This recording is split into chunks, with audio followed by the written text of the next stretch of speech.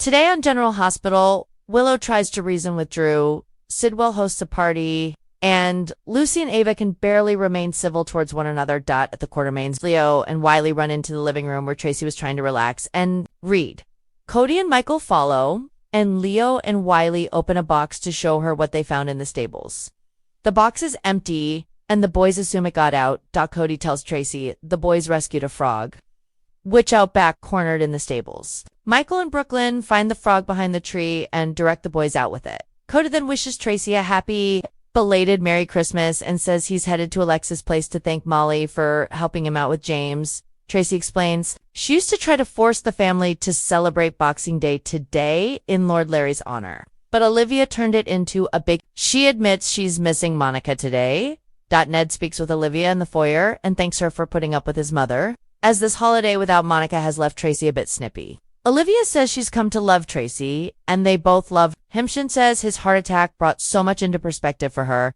The doorbell rings, and it's Emma and Gio. Ned tells Gio that his mother has gone to great lengths to make sure he feels like one of the family today. Michael and Tracy chat in the living room. She asks if he made the phone call. Michael says he'll be here. Ned walks in and asks, who will?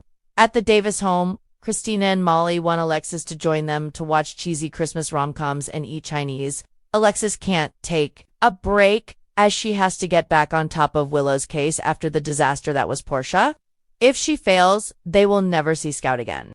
The girls try to convince her to take a break, as perhaps after recharging, she'll see something new. About the case, they eventually convince Alexis to join them on the couch at Noodle Buddha with movies and blankets.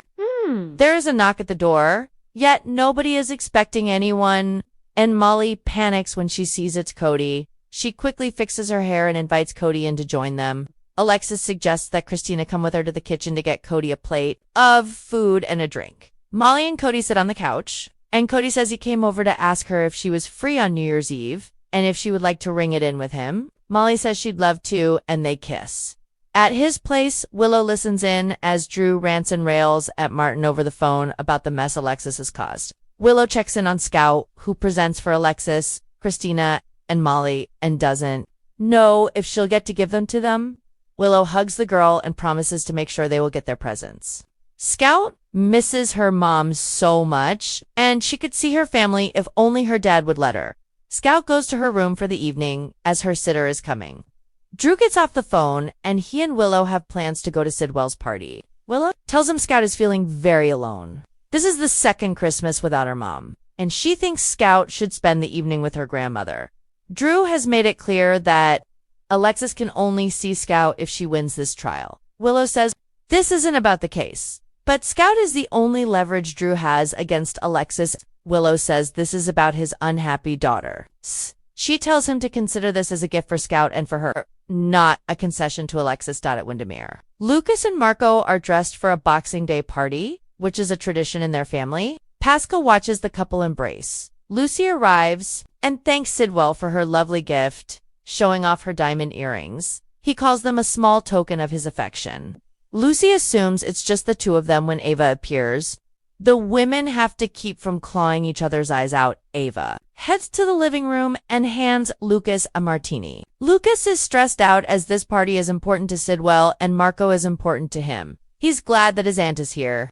Lucas says everything has been going well since he moved in, but he finds the butler creepy.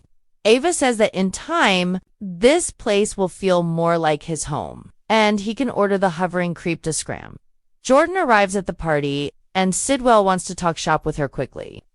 He says Drew and Willow will be arriving shortly, and he doesn't know how they'll be able to get him reelected if Willow is convicted for shooting him. Lucy makes small talk with Marco about Lucas. She says he's had a hard life, and I is so happy that Lucas is happy and has found Marco. Ava speaks with Jordan about what's going on with the Ashfords. Ava notes Portia is her friend, but her main concern is Trina, and she's not taking sides.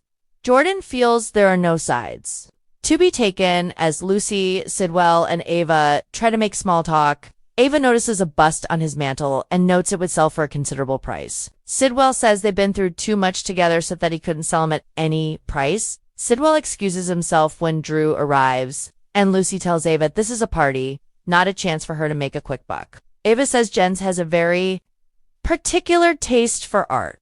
He is important to her and her business, and she won't let Lucy get in her way at her and Kevin's place. Laura is running around to make sure the family has a wonderful holiday, and she won't let her rage at Spoiled today. Lulu, Rocco, and Charlotte arrive, and they drag Sunny in with them. Sunny only stopped in to say hello, as he has another invite to attend to. Sunny and Laura briefly chat about how well Rocco is doing, and then Kevin and Sunny speak about Laura's car troubles. Kevin says he is glad Sunny was there for Laura, and they are in this together. Sink or swim. Sunny says they'll swim, and the men shake. Laura thanks Lulu for coming over, especially after hosting them all yesterday. They discuss how well Rocco and Charlotte are doing, and Lulu says she gave herself a talking to about embracing and enjoying the holidays with family. Meanwhile, Rocco talks to Charlotte and notes she's in a good mood. Does she hear from her? She says better. She got to see him. Back at the Quartermaines, Tracy checks in with Gio and notes that things are looking up for him. He admits he and Brooklyn are a work in progress. Sunny shows up at the door, and Ned answers it. Sunny explains that Michael invited him, and he is shocked that Tracy is letting him into her house. Ned says it's for Gio, and it has arrived. The men say they'll know when the time is right. Sunny chats with Wiley, who got season tickets to the Yankees right behind home plate. He wants to take him and his dad. The boy runs off, and Sunny and Michael talk about the trial tomorrow and how it could go either way. Brooklyn checks on her granny and says that if this is too much for her, she can cover for her if she wants to run off and hide.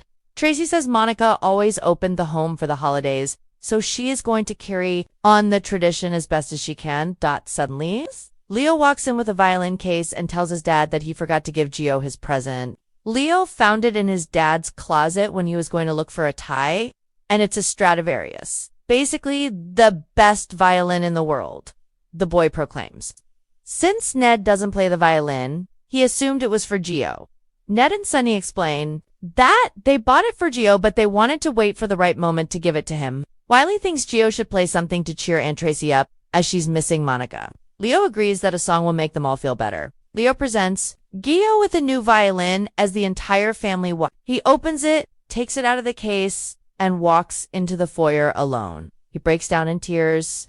Brooklyn follows him, puts her arm on his shoulder, and says, "Hey." Gio heads back into the living room and begins to play Oh Holy Night. Windermere Drew has arrived without Willow. Sidwell instructs his guests to follow him into the dining room for dinner. Marco stops Lucas and pulls him into a kiss at her place. Laura takes photos of Lulu with Charlotte, Rocco, and Little Ace at Alexis. Cody joins the Davis girls on the couch for a Christmas movie. There is a knock at the door, and Willow has brought Scout over. The family is thrilled as they embrace the little girl. Back at the Q's, Tracy thanks Gio after he finishes, saying that was beautiful. They embrace,